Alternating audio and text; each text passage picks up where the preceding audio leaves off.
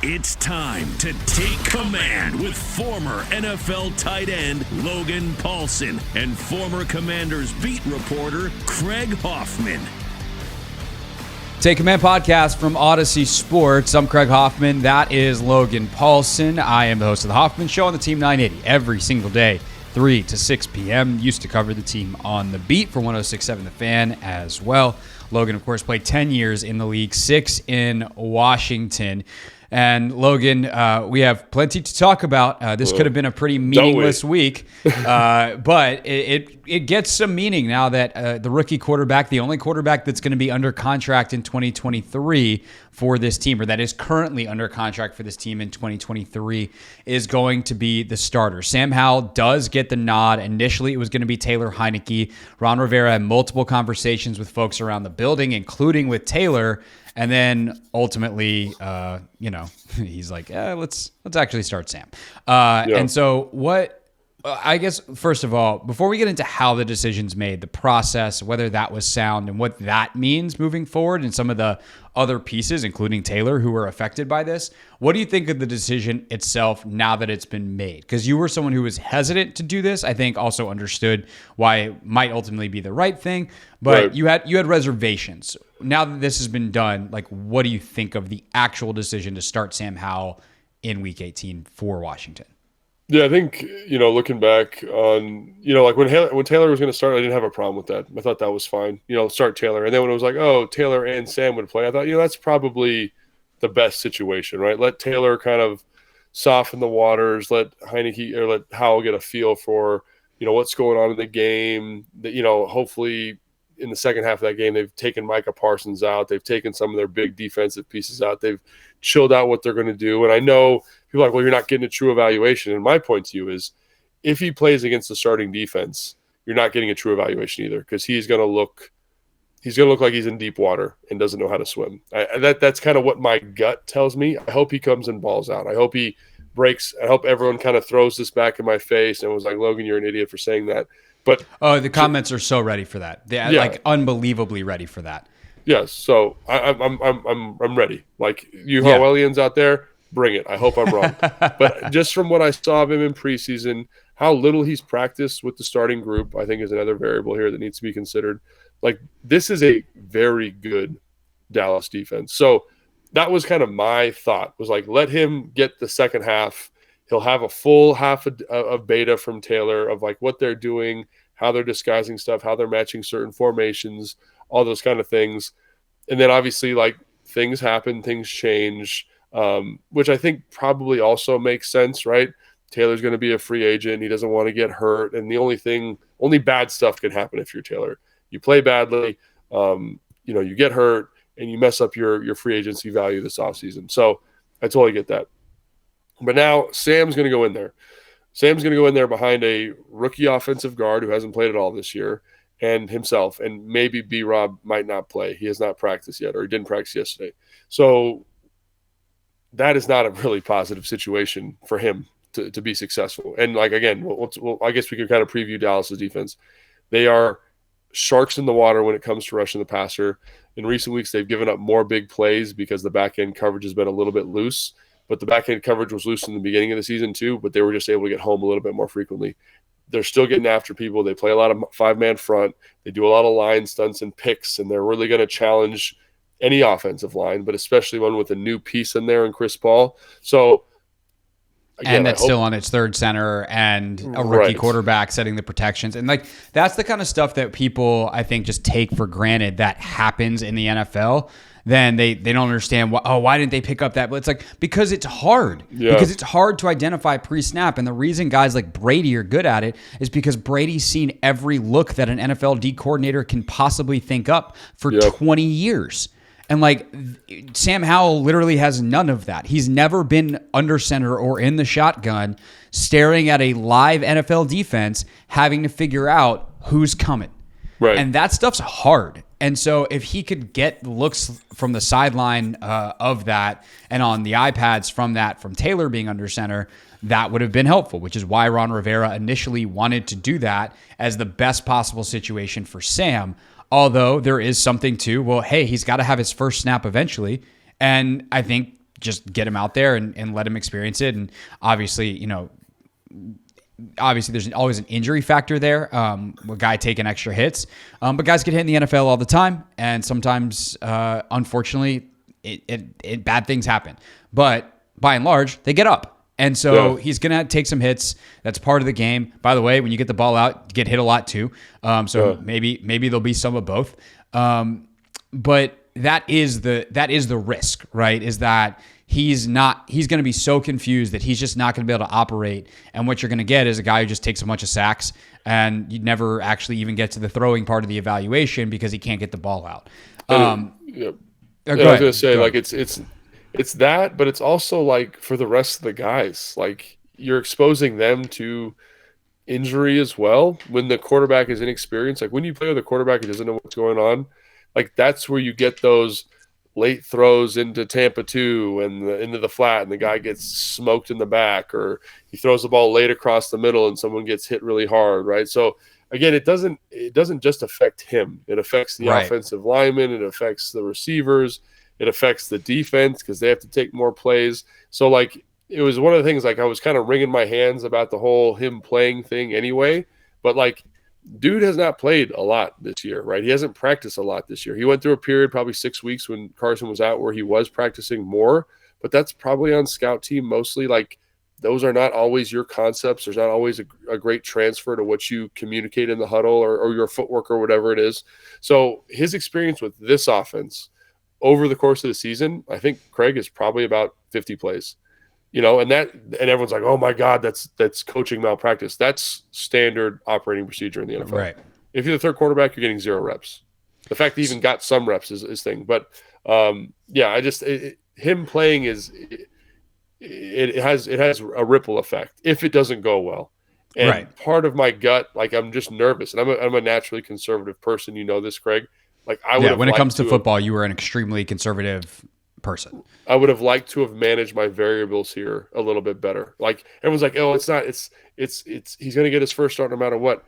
Yeah, he is. But at some point it'll be in a game that matters and something I have no control over. I have maximum control over this. I'm the head coach. I can literally do whatever I want. This game doesn't mean anything. So if I want to put this kid in the best position to be successful, I'm going to do that. I want to put him in a situation where he can kind of operate and function in a way where I can get even an evaluation, and I'm not doing a disservice to the rest of the team. And that's what I felt like Ron was going to do with the Taylor thing. Obviously, it doesn't go that way, and they're going to have to get Sam ready, and hopefully they can get him ready. But just think about this, man. He is a college player coming to the NFL who doesn't understand the NFL speed on Sundays, and he will not take a full-speed rep practice. He will not take a full-speed rep in practice this whole week. It'll be all walkthrough. Right. So how ready is he going to be? Well, I guess the question would be, like, why are you so, like, not so convinced? Because I know it's just like nervousness, but like, what's the concern that it's going to go poor? Like, because the alternative is, well, actually he's played a lot of college football. He played for, I mean, even something in the middle, right? Like, it just doesn't, it's not an epic disaster, right?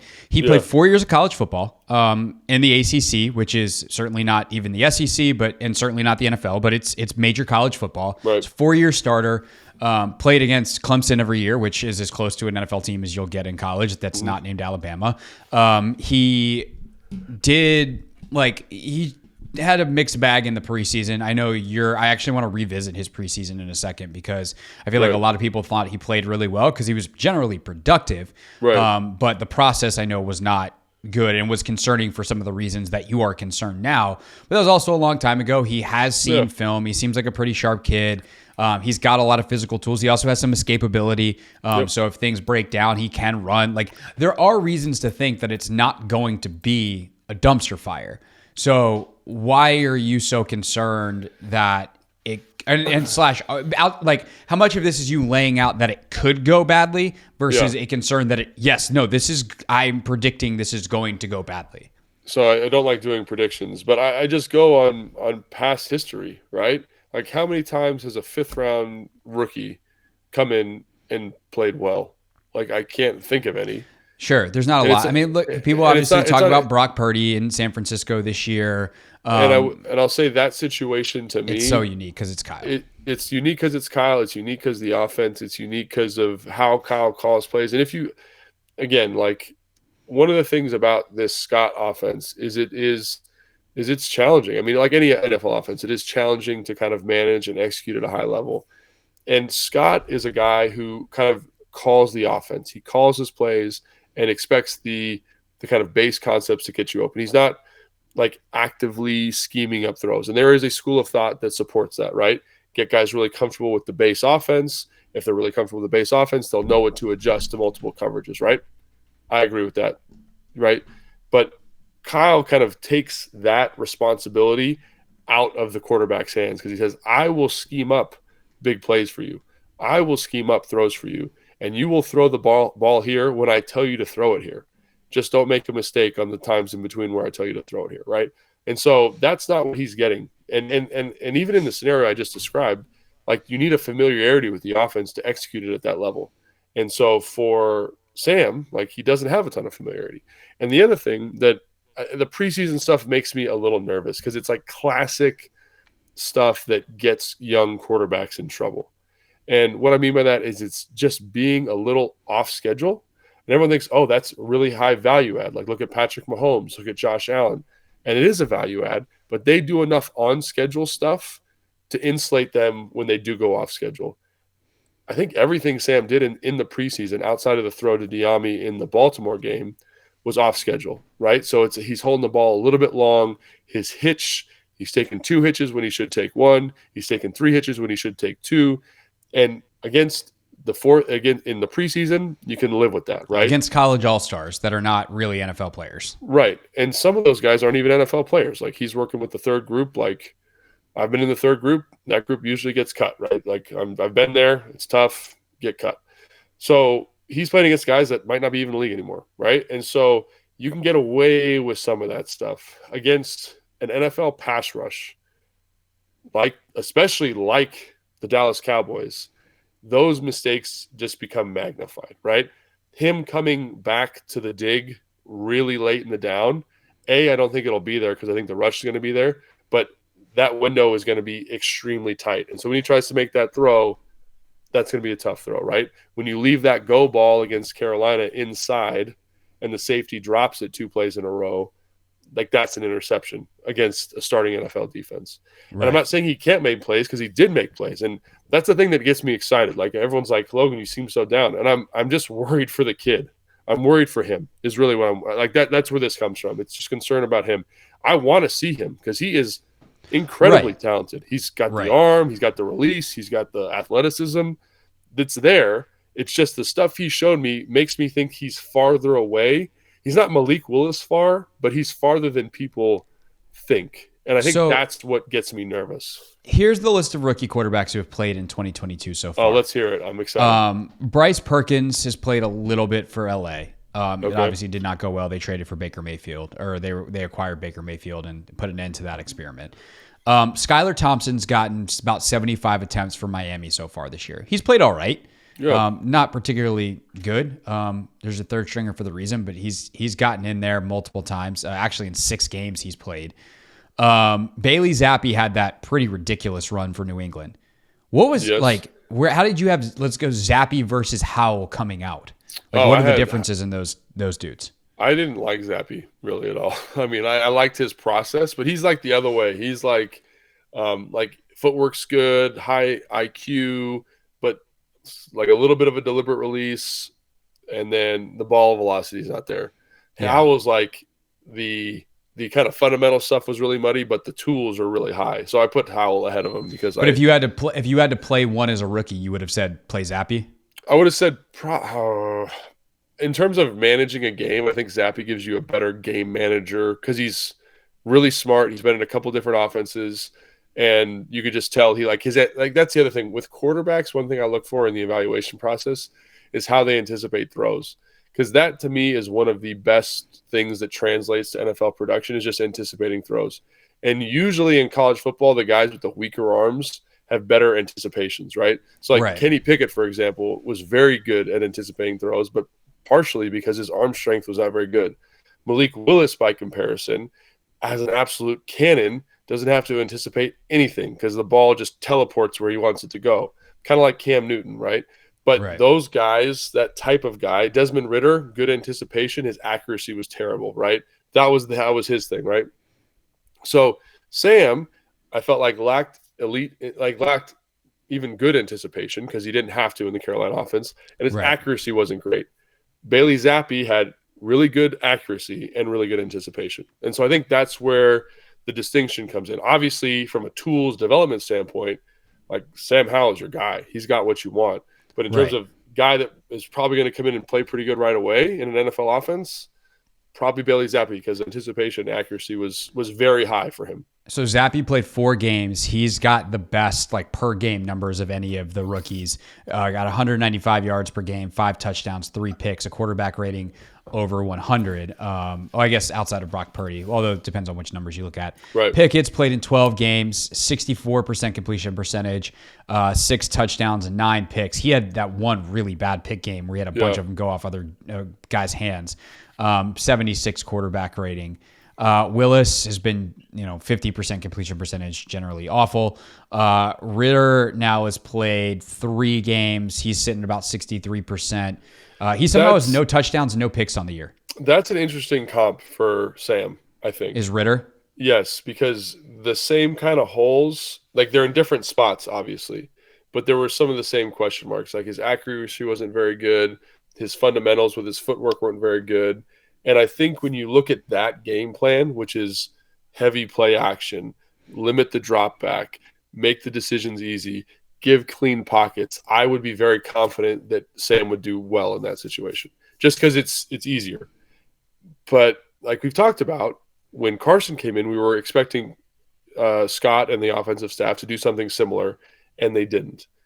If they can kind of abide by this play action pass, insulate the quarterback, don't put a lot on his plate, I feel better. And I think that's another reason why I get nervous is this offensive staff, for whatever reason, has not been overly anxious when a new quarterback comes in to kind of do that. And I know there's a small sample size. It's like 2 games, like with Carson at the beginning of the year and Carson now. But that, again, makes me a little bit – that's another reason I'm unsettled because I'm not sure that they're going to be like, we need to really protect him from himself here, especially if Brian Robinson doesn't play. Right. Will they just run Jonathan Williams a ton in the way that they should have run Robinson last week? Right. And that's the weird thing about last week. When you look at the final numbers, like they actually did run a ton. There was like 37 carries or something like that to 24 pass attempts, but it just didn't feel that way. Like the game flow was just very, very odd. Well, I also, to that point, like I know we're getting a little sidetracked, but one of the things that when they do run the ball well, or when they had run the ball well, is they had these play action pass chunks off of it. Right. None of those came in this game. So there was never like this moment where you felt like the offense was moving or had any inertia. It was very 3 yards, 4 yards, 3 yards. And it was just this slog because the passing game wasn't finding these explosive plays in a way that they have, like second half of New York, first half of the Atlanta game, first New York Giants game, those types of environments, which is good processed offense. So I think that's why it felt that way. And then the last one of the rookies who have played any kind of meaningful snap is Brock Purdy, obviously. Anthony Brown has played a couple of snaps in Baltimore. He's got 5 pass attempts. Corral and Davis Cheek never made it on the field in a meaningful way for Carolina. But for Purdy, he's got about 150 yards a game. He's got the highest rating at 101.4. He's got 10 touchdowns to 4 picks. So he's probably had the best year. Zappy right behind him, statistically speaking. The Pickett, I think, has been very impressive. And obviously, Pittsburgh's been winning since he's been out there, and somehow Mike Tomlin's got that team at 500 going back into Week 18 because he always has his teams at 500 because he's a miracle worker. Yeah. Last thing on kind of this part of the conversation. What do you think about how Ron went about making this decision? Clearly getting input from other folks in the building, deciding one thing, and then to the point that like he or someone close to him told Jeremy Fowler from ESPN and it got reported, and then having to circle back and be like, actually, we're doing something else. What do you think of the process of that? Yeah, I guess if I was making the decision, I'm not going to tell anybody I'm not going to have anybody report on it until I've finalized my process, which seemed like the final step was talking to guys on the team. And, I just would have waited. That's my only thought there. Reply to that text instead of with going to start Taylor, Purdy, or Howell off the bench with haven't decided yet. Still got to talk to some guys. Yeah, and I think that I mean, because again, like that, if you work through the process, that was my process. If you're going to start Howell, Taylor should start. But then if I talk to Taylor and Taylor's like, I'd really prefer not to, or let Sam start, or whatever the dialogue was, I don't know what it was, and you talk to more people and it becomes more obvious, and you're like, okay, well, then the alchemy, the math of it changes, and so that I think that's totally fair. But just sit on it until you made the final decision, I guess, would be my only thought. Yeah, I would say this. Obviously, you wish, and I'm sure Ron wishes he had answered that text, or however, whether it's Ron or whoever else talked to, maybe, Fowler's talking to Scott, talking to Zampese, who knows? I don't know who Jeremy Fowler's sources are within the Washington Commanders, but whoever responded to that, just hold your horses, hold your water. Fine. I would say this though, and I think this is an important point that I wanted to run by you, because I think it's important. You'll be able to tell me as someone who's been in a locker room, both as a young player and then ultimately as like an 8-9 year vet. I like the fact that he does not rule the team as a dictatorship. I think a lot of times coaches are glorified for like, he's the head coach, he made the decision, man stuff. And it's like, actually, I think making sure that you have an open flow of conversation with leadership on the team is an important thing of not just keeping the locker room, but like keeping the engagement and having players feel heard, and not letting the players run the team over you, but like having them be involved, having it be a partnership. And I think that's ultimately a good and healthy thing. And it's something that clearly Ron has done well enough to earn a lot of respect in the locker room, where most guys tend to like him, from what I understand. Yeah. But I really like that. And I want to, while underscoring that the public revelation element of it was unnecessarily messy, the process behind the scenes, I think, was good. I think so too. And like most teams that I played for, all teams that I played for had some type of like leadership group of players that, Ron or, Dan when I was in Atlanta, or Kyle when I was in San Francisco, he could go talk to me like, hey, what do you think about XYZ? And it's not that the team is telling him what to do. It's just giving him information about the pulse of the locker room. And I always found it interesting that sometimes that leadership group had a different motivation than the rest of the team. But it is a demographic of people that's representative of the team, much like our local politicians, right? And they would tell him what they thought, and then he would take that information and then make a decision. So, and how much he weighs that is probably coach dependent, situation dependent, item dependent, all those different things. But I do think it goes a long way from an optics standpoint, just to be like, hey, talk to whoever, Ryan Kerrigan, about this when I was here in Washington. Talk to Ryan about it. This is what he said, and I think that's good insight, or, like that kind of thing. So I think it's becoming more common. I think it's good. I think players should have a say. I think it's a good way to make sure you keep the locker room engaged. Absolutely. And then Taylor's role in this, whether it was altruistic or like selfish, either way, it's Taylor gets to come out of this and just be like, yeah, I don't really need to play. Go start Sam. And the motivation, I mean, it could have both. Like, we've all been in situations where it's the best thing for someone else is also the best thing for me. And that makes it a really easy decision. Right. It's like a pretty easy conversation. Hey, I don't need this. Go ahead and start Sam. He deserves it. I see you, Ron. Whatever version of that conversation. And Ron, I will give Ron this credit. Like, at the podium, at least publicly, he made Taylor sound like a great teammate and all that stuff. And that's all we've ever heard about Taylor. Yeah. Mm-hmm. But if you are Taylor Heinicke in this situation, and like your coach is coming to you like, hey, we're going to start you this weekend, after he doesn't start you in the meaningful game last weekend, considering all Taylor has done for this franchise, this is a business at the end of the day. And I understand this is hard. And I don't know like where necessarily along the way, until obviously last weekend, clearly they could have made a different decision. But it does, like, if I'm Taylor, I probably would feel a little hurt about how this all went down.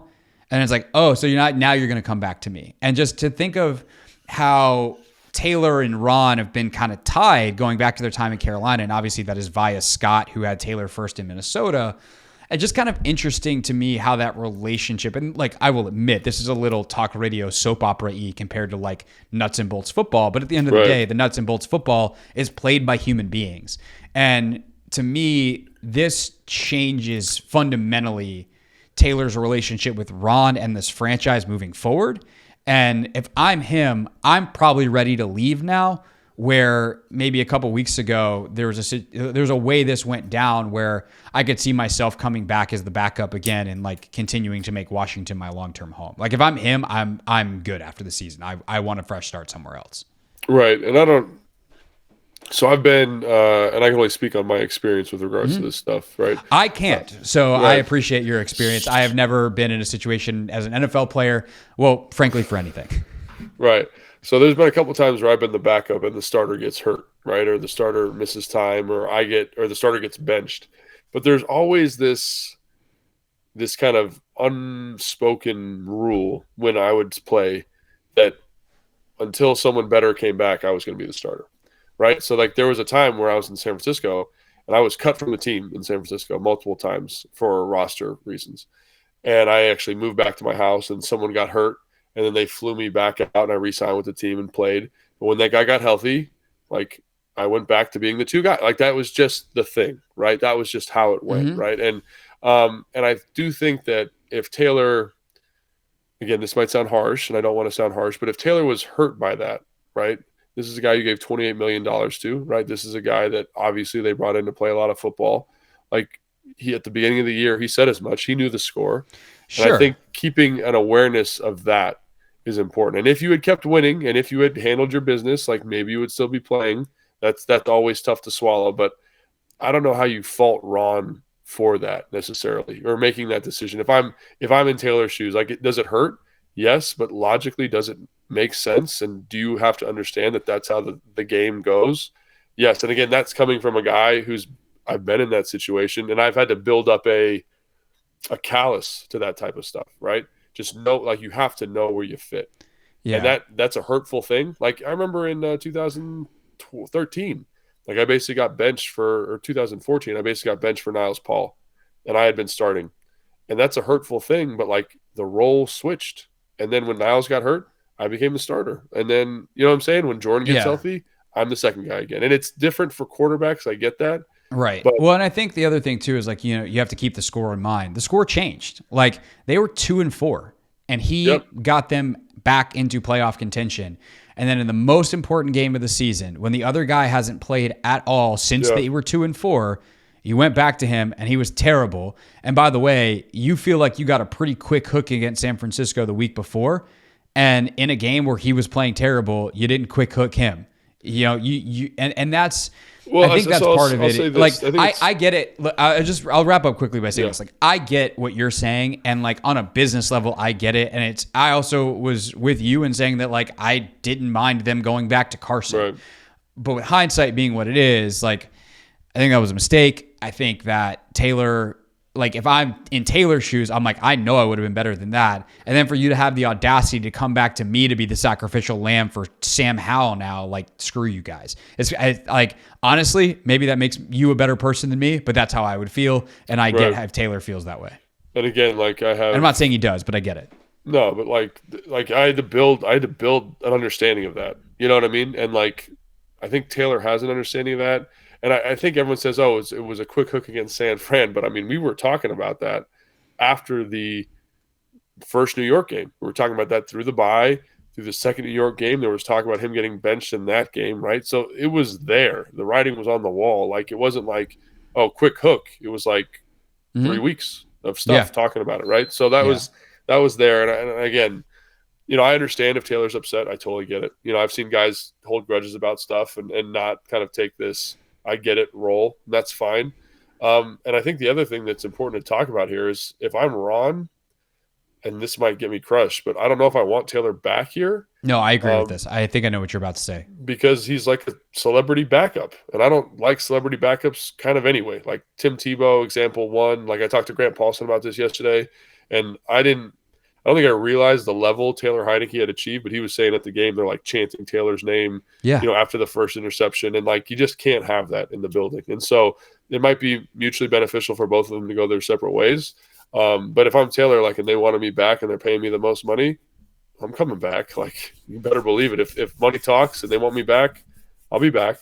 But again, I'm not Taylor, and he's got to make that his own decision. Yeah, there. no, I agree with that. And the idea that as long, like celebrity status, or just like because of the kind of the legend of Heineke, the playoff game, the whole thing, or just like, hey, that guy's played at a level enough to earn some respect. And it's like, especially if I'm starting a rookie, I don't want fans clamoring for the backup, who might be better, by the way, for weeks 1 through whatever next year, than a rookie who needs to get those reps and learn.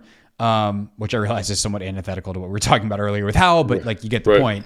I agree with that. And that's sometimes everybody can be kind of half right or even fully right and have valid reasons and disagreements. And the one thing I will say certainly that Taylor will do is be a great backup to Sam this week. Like, he will help Sam prepare because he's a pro, and he'll be a pro probably somewhere else next year. And he might even get a decent chunk of change to do that. Hopefully, Hope so. If I'm him, I'm looking at a place like Atlanta to go back up a guy like Desmond Ridder. And I'm like, that sounds great to me. I mean, if they don't draft somebody, Desmond Ridder might be the backup next year for them. They're picking pretty high, so we'll see what happens. That's true too.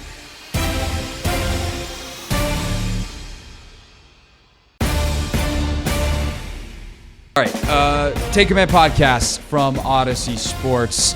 I'm Craig Hoffman. That is Logan Paulsen. All right, Logan, the Dallas defense is obviously a nightmare or nightmare fuel for any offense, for any offensive line. I know one of the other guys that we wanted to talk about is Chris Paul.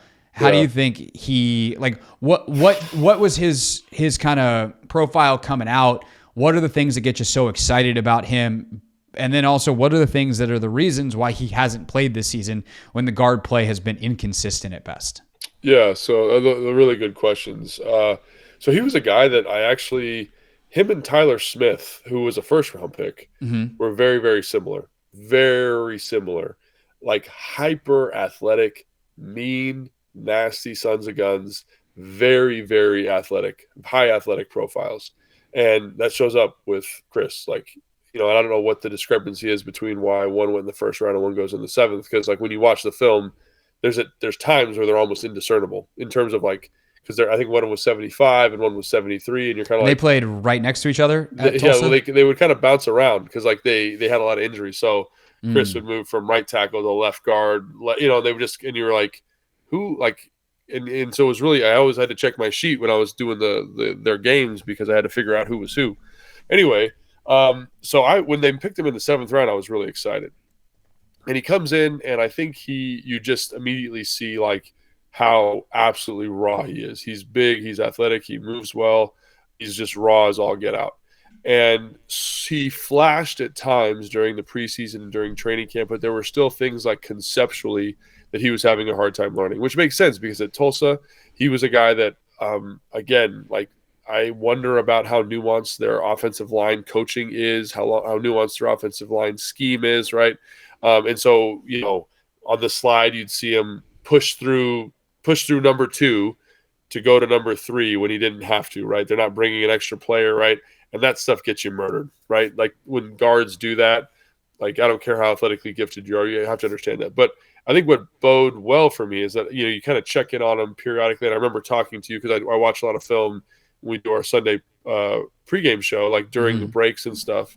And you kind of say, some of the issues he was having earlier, like he'd be on his tippy toes in pass pro, his feet were getting flatter. You can see the strength, you see the power, you see the movement skills, you see him playing tackle, you see him playing guard, and you see the size, and you say, he is progressing. Now, where in the spectrum of progression is he at? I have no idea. He's definitely better than he was, and I thought he was pretty good coming out. He made the team as a seventh-round draft pick, testament to him. He doesn't play teams. They see the value of him. I saw it too. I'm really glad they made that decision. Right. But now, a guy they didn't feel like they could stash on practice squad. Right. And I think a lot of people around the league, if you watched his film, you would have felt the same way, right? So good, he's here. It's just how close is he, right? It's like taking a JV high school player to varsity. Like, he's the best JV player. But when I've done this because I'm a high school football coach, you put him on varsity and it looks like he doesn't belong. Other times you do that and it's like, okay, yeah, everything's fine. Let's good to go. And I think there's probably a little bit of that. I do think this is a front that is going to challenge him. And it's not a physical challenge because I think everything physically is like right in his wheelhouse. He's strong as an ox. His feet are great. He's fast. He's physical. He likes to get after people. Like all that's going to be fine. He's not going to that element's not going to be too big for him.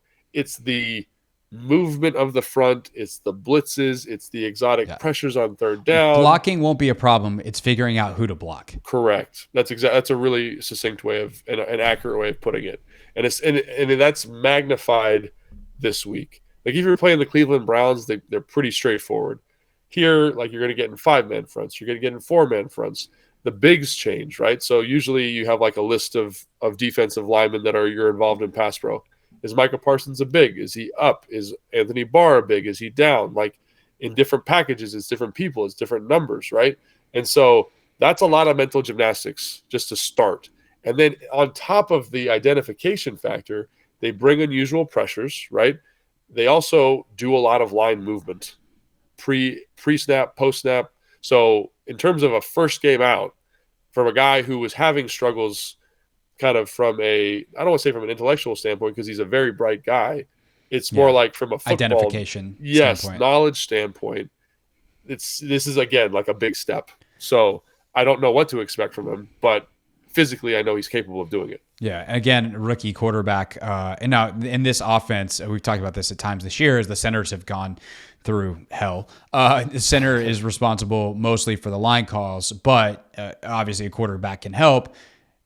This week, the quarterback probably is not going to be a whole lot of help because he is also a rookie. So we'll see how that goes. Yeah, Wes Schweitzer, big boy pants, bring him. On Paul, is he a guard long term? I mean, you mentioned a guy that played guard and some tackle, and like this team's kind of looking at everything, I think, next year as possibilities. And they've got some guys, in, like Cosme is a guy who could play tackle, could play guard long term. You mentioned that Chris Paul played tackle long term, and he's got the size, and he's got the feet, and he's got the athleticism. And I'm like, I don't know, a big athletic left tackle sounds great. Not that Leno's been like the biggest problem this year, but he struggled at times. And I think that they could upgrade that position in the offseason. So what's Chris Paul's long-term prognosis? Yeah, so if I had to categorize him, I'd say probably guard. I think he just struggles a little bit with that extra bit of space. I think he could do it. Like Cosme, and they're different. Like Cosme is an elite football player. And I think Chris is close, but Cosme, his RAS score was 9.9. What's so elite RAS? Raw athletic score. Okay. So coming out. So he's for his size, his height of 6'6.5", his weight of 305 pounds. He had a very high broad jump, or very long broad jump, very high vertical. His 5'10", he is 10 is the highest score you can get. There's been 2 10s in the history of the RAS score, and he's a 9.9. So he's elite. So I think Chris is also very athletic, just not elite. So that's what allows Cosme to kind of bump effortlessly between guard and tackle. I think Chris, if you needed to in a pinch, could play tackle, but I think he is an excellent guard. And I think that's one thing that's a little bit frustrating about this roster is I think they have a lot of guys with good position flex, like Sadiq Charles is another example, Wes Schweitzer is an example, but you don't have anybody who owns a position. And that to me is a little bit frustrating. I definitely think they need to bring in an offensive lineman this offseason, but this is an excellent data point to say Chris Paul can be this guy at a guard spot for us moving forward. Because if he can do that, physically, again, you're not going to find somebody physically better than him in this next year draft, or you'll find someone comparable, but he's elite. It's just, is he ready to do it? Because if you can plug him in at guard, see, plug Cosme in at guard or tackle, and you draft a guard or tackle, whichever you feel is better value, that group has some teeth now. You know what I mean? That's a good looking group. So even with Leno coming back, and that's not to disparage Leno, I think he does a great job. Are there better left tackles? Yes. But that just adding one piece, if Paul steps in, becomes a very dynamic group. What can Matsko and obviously the rest of the staff do to help this line out this weekend from a protection standpoint? Help Howell out, help Paul out, whether it's simplifying, whether it's complicating, right. What are some, this is the type of thing that you'll only get on not just a podcast, but this podcast, like, Right. let's talk protection. This is Logan Paulsen's dream, offensive line talk. How do they keep Howell upright, and how do they keep Paul insulated? Yeah, so I think the knee-jerk reaction is to say, keep it simple, stupid, right? Don't put a lot out there, because then you have a lot of – because that's the thing is you have your – let's say you got 2 plays, right? You can own those 2 plays, right? Because the defense is going to run – we just talked about the multitude of issues that the Dallas Cowboys are going to bring. The 5-man front, the 4-man front, the targeting. So you can own those 2 elements, right? But then I say I got 5. Now I got to know 5 plays in addition to 5 adjustments to those plays and 5 different defensive looks. So all of a sudden that becomes like 75 variations that I have to know. So keep it tight, right? Find things that they do well. And really, I think the most important variable is just manage the game. Be okay being conservative. Don't put either one of those players in high leverage situations. Just if you, I know game flow dictates certain things, but let's say it's 3rd and 12. Call a draw. Yeah. Call a draw. Like, just don't get in a 5-step. Call a draw. Jared Patterson, call a screen. your time has come. Yeah, call a draw, call a screen. Throw a quick game, throw a slant. If you want to get really ballsy, do a 3-step from the gun, which plays like a 5-step. He should be able to get the ball out, right? Don't do a 7-step deep ass drop and try to launch that football down the field. Just don't do that. Like that's what I'm saying. Manage your risk in those situations, because knowing what Dallas does defensively, knowing who's going to be playing guard, and knowing who's at quarterback, the variables of negative outcomes just start to stack exponentially in those situations. Yeah, definitely.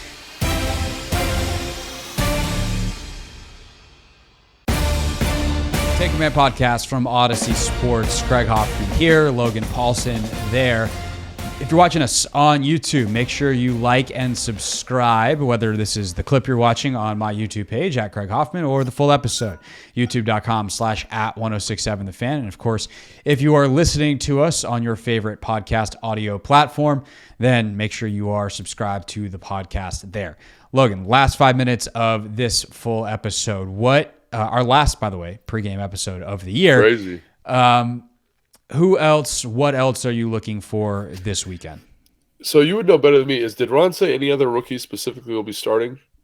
Not that I saw. Most of the comments I was peeling through yesterday were Howell adjacent, but and pretty much the entire press conference was quarterback adjacent. But there's a long list of guys who did not participate on Wednesday in practice. So there's certainly, like, basically pick anybody and they're potentially up. How many people can we count up real quick? I can, let me pull it up real quick. But I want to say it was like 10, 12 guys, but I can read through which makes sense. Like, this is one of the darker sides of the NFL, but a lot of dudes, if I'm John, if I'm Payne, if I'm Montez, if I'm Norwell, if I'm Leno, I'm not going to play in this game. I'm going to try not to play in this game. So you're going to get a lot of Yeah, so Allen Nee, DNP.